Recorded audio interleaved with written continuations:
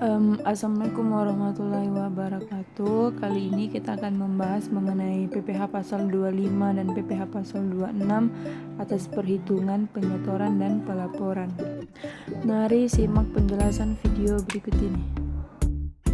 Nah, untuk PPh pasal 25 adalah pajak penghasilan yang dibayar secara angsuran oleh wajib pajak orang pribadi maupun badan untuk setiap bulan dalam tahun pajak berjalan.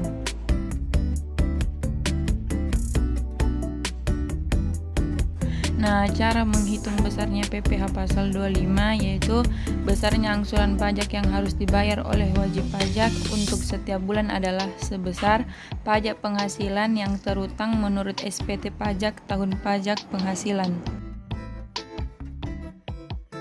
Nah, adapun pengurang SPT pajak tahun pajak penghasilan yang pertama, PPh yang dipotong sebagaimana yang dimaksud dalam pasal 21 dan 23 serta PPh yang dipungut sebagaimana yang dimaksud pada pasal 22. Dan yang kedua yaitu PPh yang dibayar atau terutang di luar negeri yang boleh dikreditkan sebagaimana yang dimaksud pada pasal 24. Nah, untuk tarif PPh pasal 25 dibagi menjadi 3 kriteria. Yang pertama itu wajib pajak kategori orang pribadi pengusaha tertentu atau OPPT, yaitu dikenakan tarif PPh pasal 25 sebesar 0,75% dikali omset bulanan. Yang kedua, wajib pajak kategori orang pribadi selain pengusaha atau OPSPT, di mana kategori OPSPT akan dikenakan penghasilan kena pajak dikali tarif PPh pada Undang-Undang PPh pasal 17 ayat 1 huruf A.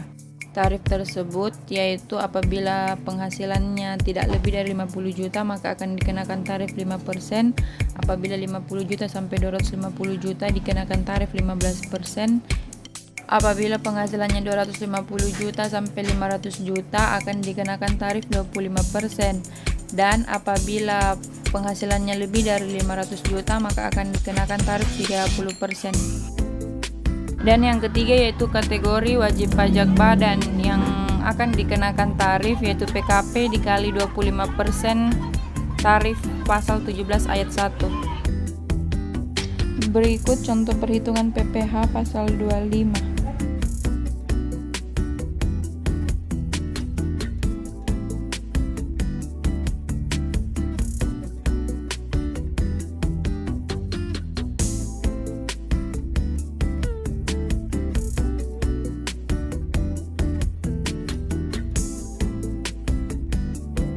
Nah, kemudian tata cara penyetoran PPh pasal 25 yaitu angsuran tersebut harus dibayarkan selambat-lambatnya pada tanggal 15 pada bulan berikutnya setelah bulan jatuh tempo. Misalnya untuk pembayaran pajak bulan Februari 2015, angsuran PPh pasal 25 harus dibayarkan maksimal tanggal 15 Maret 2015. Jika ternyata waktu penyetoran tersebut bertepatan pada hari libur nasional, wajib pajak bisa menyetorkan pada hari kerja berikutnya. Adapun persyaratan dalam membayar angsuran pajak PPh pasal 25 adalah penyetor wajib membawa surat setoran pajak atau SSP ataupun dokumen yang sejenisnya. Dan adapun tata cara pelaporan PPh pasal 25 yaitu setelah melakukan pembayaran, wajib pajak juga harus melaporkan ke kantor pelayanan pajak. Pelaporan dilakukan paling lambat tanggal 20 pada bulan berikutnya. Dan melaporkan ke kantor pelayanan pajak juga bisa ditunda pada hari kerja berikutnya apabila pelaporan tersebut bersamaan dengan hari libur nasional.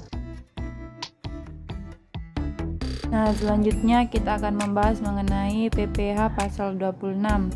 Nah, apa sih itu PPh pasal 26?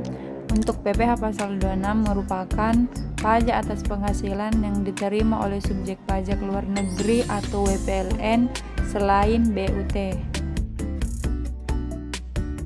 Nah, adapun menurut ketentuan PPh pasal 26, tarif umumnya itu dikenakan sebesar 20% dan dapat berubah jika wajib pajak mengikuti tax treaty atau persetujuan penghindaran pajak berganda atau P3B. Nah, berikut contoh perhitungan PPh pasal 26.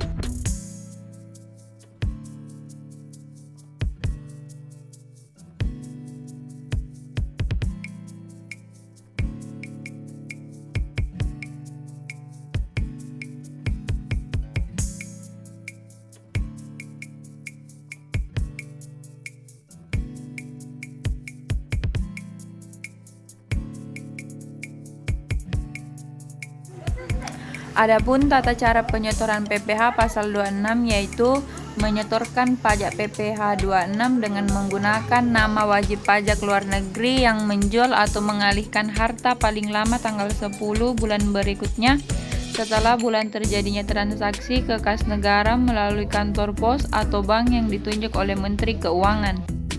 Dan dalam hal tanggal jatuh tempo penyetoran sebagaimana dimaksud pada ayat 1, bertepatan dengan hari libur termasuk hari Sabtu atau hari libur nasional, maka saat penyetoran dapat dilakukan pada hari kerja berikutnya. Dan penyetoran pajak penghasilan dilakukan dengan menggunakan surat setoran pajak atau sarana administrasi lain yang disamakan dengan surat setoran pajak.